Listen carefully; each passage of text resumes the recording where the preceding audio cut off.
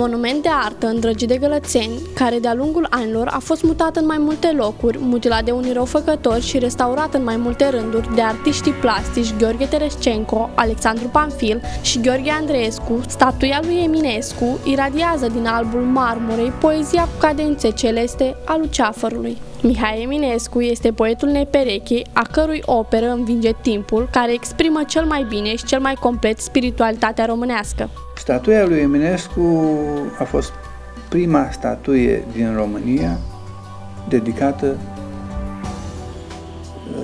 lui Eminescu.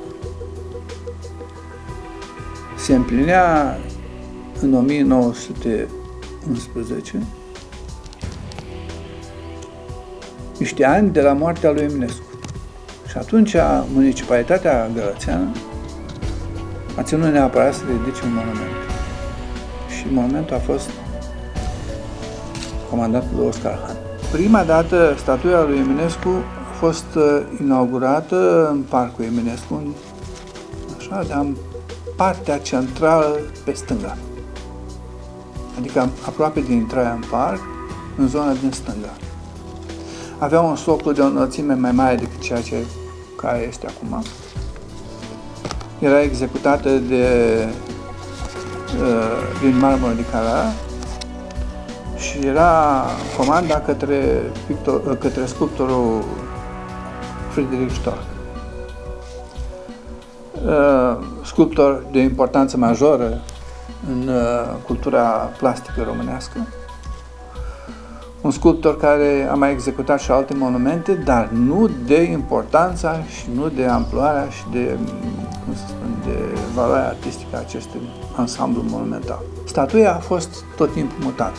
A fost mutată în fața Parcului Eminescu, unde e acum magazinul modern. A fost mutată și la Parcul Pionierilor. A fost mutată și acum unde este, dar și lateral dreapta, într-un foieșor, a tot fost mutat. Datorită acestor jocuri de amplasament, datorită faptului că atunci când s-a mutat monumentul, nu existau mijloace tehnologice de mare perfecțiune și de mare acuratețe ca să ridice statuia fără să o afecteze. Din păcate s-a afectat baza. Structura de rezistență în zona bazei, în zona socului. Și sculptura prezintă în momentul de față niște crăpături de consistență în materialul marmurei, în zona, v-am spus, în zona socului.